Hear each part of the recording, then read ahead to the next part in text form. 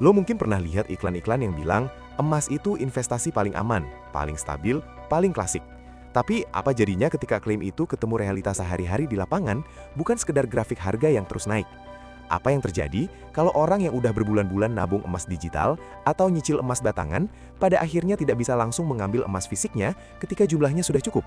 Itulah yang sekarang lagi jadi bahan omongan, bukan cuma di grup WA finansial loh, tapi bahkan sampai viral di medsos dan bikin antrean di kantor cabang Pegadaian nggak lagi terlihat sebatas teori investasi, tapi realita yang bikin kita semua harus berhenti sebentar dan mikir ulang tentang apa arti investasi emas itu sebenarnya di kehidupan banyak orang biasa seperti lo dan gue.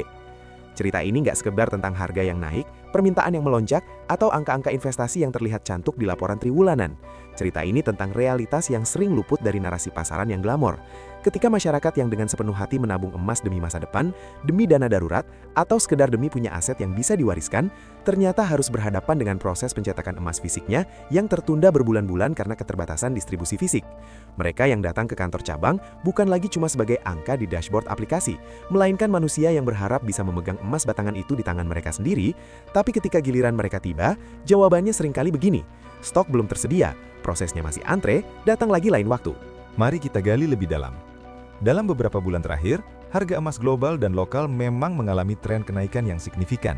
Sehingga semakin banyak orang dari berbagai lapisan masyarakat terdorong buat masuk ke instrumen ini. Bukan hanya investor kelas menengah ke atas, bukan hanya mereka yang udah paham pasar modal sejak lama, tapi juga orang-orang yang selama ini jarang menyentuh investasi finansial tradisional sekalipun. Mereka melihat emas sebagai ruang aman, sesuatu yang bisa dijual sewaktu-waktu kalau butuh uang tunai, sesuatu yang nilainya relatif stabil dibandingkan fluktuasi kurs rupiah atau pasar saham yang sering bikin pusing kepala.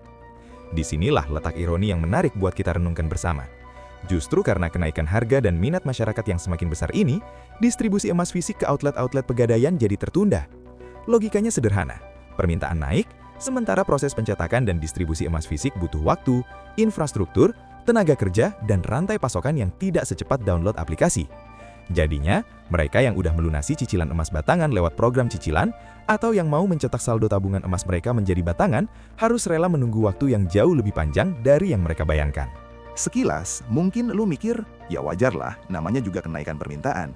Tapi ketika lu dengar langsung dari mulut seorang nasabah yang datang ke kantor Pegadaian dan bilang dia udah lunasin cicilan emas batangan yang 2 gram dengan tenor 6 bulan, tapi begitu mau cetak, jawabannya adalah stok belum tersedia sehingga harus antre lagi, itu bukan lagi sekadar statistik.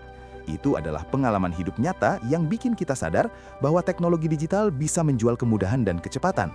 Tapi pada akhirnya yang kita semua cari tetap adalah realitas fisik yang bisa kita pegang sendiri.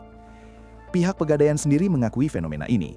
Mereka bilang bahwa permintaan yang melonjak tajam, khususnya setelah harga emas terus naik selama beberapa waktu, membuat proses pencetakan dan distribusi emas fisik berjalan lebih lambat dari biasanya. Ini bukan semata-mata karena Pegadaian tidak mampu mengatasi permintaan, melainkan karena rantai suplai emas fisik itu sendiri memiliki karakteristik tersendiri. Emas tidak bisa dicetak instan seperti pulsa atau pulsa digital. Ia perlu proses produksi, sertifikasi, pengiriman, dan penataan stok fisik yang semuanya memakan waktu. Dan ketika permintaan meledak di satu titik, efeknya bisa terasa panjang sampai outlet lokal yang jadi ujung tombaknya pelayanan. Nah, di tengah cerita ini, lo mungkin bertanya-tanya, apa implikasi yang lebih besar dari semua ini?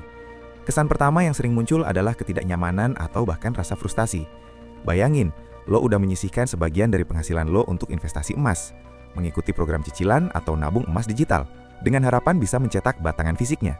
Lalu di saat yang sama, lo lihat orang lain berhasil melakukan hal itu, malah lo harus nunggu lebih lama. Itu bisa bikin lo mikir ulang tentang strategi investasi emas lo. Di satu sisi, emas tetap dilihat sebagai instrumen yang stabil. Di sisi lain, akses terhadap fisiknya nggak semudah yang digambarkan di brosur aplikasi.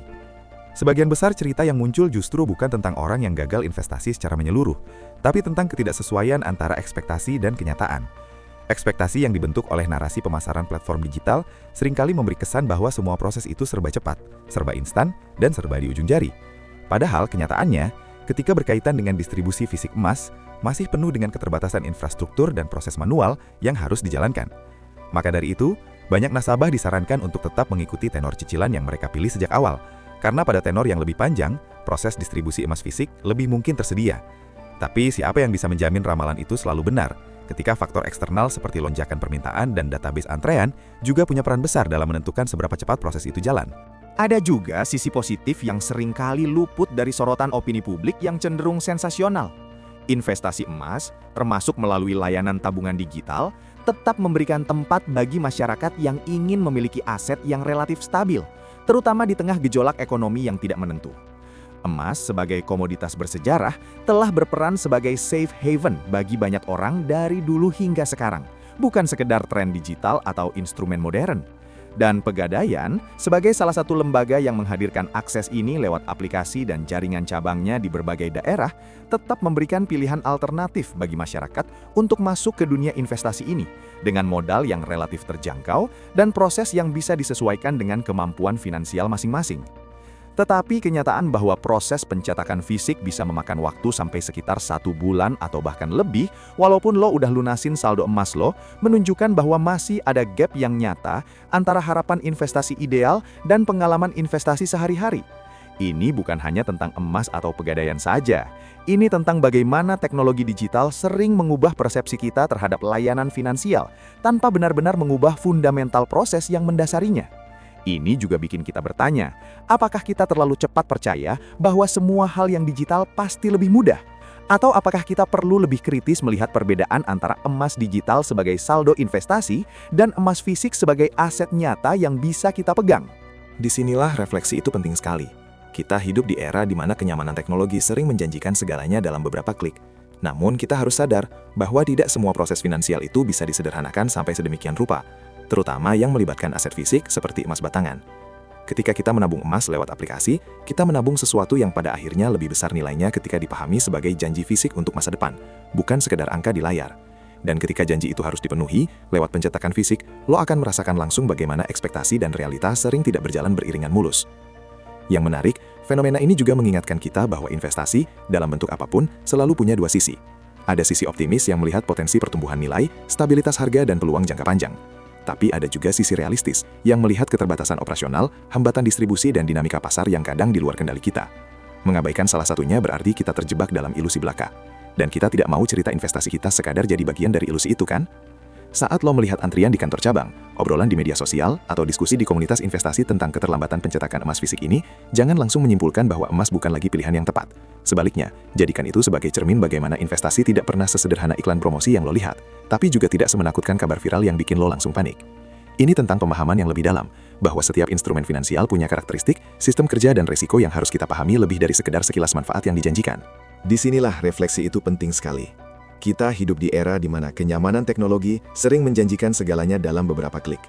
Namun, kita harus sadar bahwa tidak semua proses finansial itu bisa disederhanakan sampai sedemikian rupa, terutama yang melibatkan aset fisik seperti emas batangan. Ketika kita menabung emas lewat aplikasi, kita menabung sesuatu yang pada akhirnya lebih besar nilainya ketika dipahami sebagai janji fisik untuk masa depan, bukan sekedar angka di layar. Dan ketika janji itu harus dipenuhi lewat pencetakan fisik, lo akan merasakan langsung bagaimana ekspektasi dan realita sering tidak berjalan beriringan mulus. Yang menarik, fenomena ini juga mengingatkan kita bahwa investasi dalam bentuk apapun selalu punya dua sisi. Ada sisi optimis yang melihat potensi pertumbuhan nilai, stabilitas harga, dan peluang jangka panjang. Tapi ada juga sisi realistis yang melihat keterbatasan operasional, hambatan distribusi, dan dinamika pasar yang kadang di luar kendali kita. Mengabaikan salah satunya berarti kita terjebak dalam ilusi belaka. Dan kita tidak mau cerita investasi kita sekadar jadi bagian dari ilusi itu, kan? Saat lo melihat antrian di kantor cabang, obrolan di media sosial, atau diskusi di komunitas investasi tentang keterlambatan pencetakan emas fisik ini, jangan langsung menyimpulkan bahwa emas bukan lagi pilihan yang tepat. Sebaliknya, jadikan itu sebagai cermin bagaimana investasi tidak pernah sesederhana iklan promosi yang lo lihat, tapi juga tidak semenakutkan kabar viral yang bikin lo langsung panik. Ini tentang pemahaman yang lebih dalam, bahwa setiap instrumen finansial punya karakteristik, sistem kerja, dan resiko yang harus kita pahami lebih dari sekadar sekilas manfaat yang dijanjikan.